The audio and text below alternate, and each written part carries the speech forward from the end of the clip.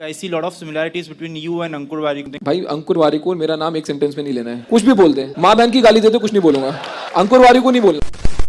Hello intelligent दोस्तों, welcome to think and act. Ashneer Grover ने अंकुर वारिकू के बारे में ऐसा क्यों बोला, ये तो हम जानेंगे ही, लेकिन उससे पहले आपका ये जानना ज़रूरी है कि क्रिटिसिज्म सिर्फ इन्फ्लुएंसर्स को ही नहीं बल्कि आपको और मुझे भी रोज़मर्रा की ज़िंदगी में फेस करना पड़ता है। और क्या हो अगर मैं आपसे ये कहूँ कि हमारी ग्रोथ के लिए भी बहुत ज़्यादा ज़रूरी होता है। तो इस वीडियो में हम जानेंगे कि क्रिटिसिज्म क्या होता है, क्यों ये किसी को फेस करना पड़ता है, इसको कैसे हैंडल किया जाता है और अश्नीर ग्रोवर ने अंकुर वारिकू के बारे में ऐसा क्यों कहा होगा। तो पहले जान लेते हैं कि क्रिटिसिज्म होता क्या है। तो क्रिटिसिज्म को शुद्ध हिंदी में कहते हैं आलोचना और हिंदी में कहते हैं ताना मारना या फिर डांट खाना, जो कि हम सब ने बचपन में खा रखी है। इसलिए ही मैंने शुरू में बोला था कि क्रिटिसिज्म का फेस इन्फ्लुएंसर्स को ही नहीं बल्कि हमें भी अपनी डेली लाइफ में करना पड़ता है। तो जब भी कोई कंटेंट क्रिएटर कुछ गलत बोलता है अपनी वीडियो में या कुछ गलत प्रमोट कर देता है तो उसकी ऑडियंस उसको कमेंट सेक्शन में बताती है, समझाती है। वो फिर भी नहीं समझता है तो अदर जो दूसरे कंटेंट क्रिएटर्स रहते हैं वो उसको क्रिटिसाइज़ करते हैं। वो फिर भी नहीं समझता है तो आखिरी में उसको ट्रोल किया जाता है। जैसे कि अगर आप बहुत ज़्यादा मोबाइल चलाते हो तो आपके पेरेंट्स आपको पहले समझाते होंगे, फिर आपको डांटते होंगे, क्रिटिसाइज़ करते होंगे और फिर आपकी पिटाई होती है। तो ये 3 लेवल्स होते हैं। तो इन्हीं 3 लेवल्स पे एक कंटेंट क्रिएटर को भी समझाया जाता है। तो क्रिटिसिज्म 2 प्रकार के होते हैं, एक होता है कंस्ट्रक्टिव क्रिटिसिज्म, एक होता है डिस्ट्रक्टिव क्रिटिसिज्म। कंस्ट्रक्टिव क्रिटिसिज्म में और डिस्ट्रक्टिव क्रिटिसिज्म में सिर्फ एक फ़र्क होता है, वो है इंटेंशन का।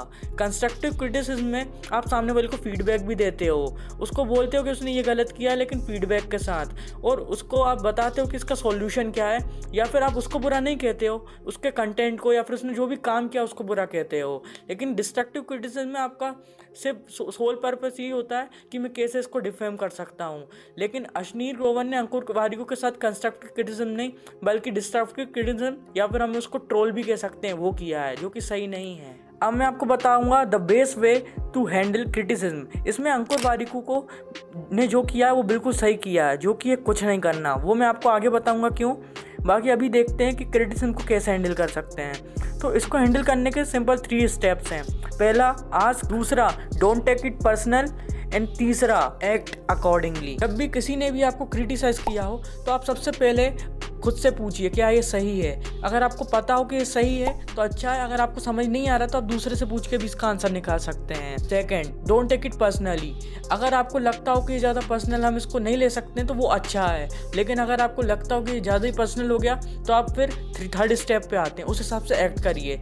अगर सामने वाले ने कंस्ट्रक्टिव क्रिटिसिज्म दिया आपके बारे में तो आप उसको थैंक यू बोल के इसको अपॉर्चुनिटी समझ के अपने आप को इम्प्रूव कर सकते हैं। लेकिन अगर सामने वाले ने ट्रोल किया जैसे अश्नीर ग्रोवर ने किया, उस केस में आप 2 चीज़ें कर सकते हैं। या तो आप सामने वाले को समझा सकते हो, या तो उसको फिर से क्रिटिसाइज़ कर सकते हो, या फिर आप सोचते हो कि ये बंदा कुछ भी कर सकता है, इससे हम कुछ नहीं कह सकते हैं, तो उस केस में आप ये सोच सकते हो कि इसका इंटेलेक्ट उतना है नहीं कि इसको कुछ समझाया जाए, और उस केस में आप छोड़ सकते हो, जो कि अश्नीर ग्रोवर ने किया और ये उनने बिल्कुल सही किया है। एक क्योट है एल्बर्ट ह्यूबर्ट का, जो कि अमेरिकन राइटर है। उस क्योट में ये बताते हैं to avoid criticism do nothing, say nothing and be nothing. ये सिर्फ डिस्ट्रक्टिव क्रिटिसिज्म के लिए है, क्योंकि जब भी आपको कोई क्रिटिसाइज़ करे लेकिन वो बेसलेस हो तो आप उसमें यही कर सकते हो जो कि सबसे अच्छा रहता है उस समय के लिए, अगर वो पर्सनल ना हो तो, जैसा कि अश्नीर ग्रोवर ने किया। तो अब आप समझ गए होंगे किसी को क्यों क्रिटिसिज्म फेस करना पड़ता है और कैसे इसको हैंडल किया जा सकता है। और अश्नीर ग्रोवर ने अंकुर वारिकू को क्रिटिसिज्म इसलिए ही किया होगा क्योंकि जब बेसलेस है तो हम इसको पब्लिसिटी स्टंट मान सकते हैं।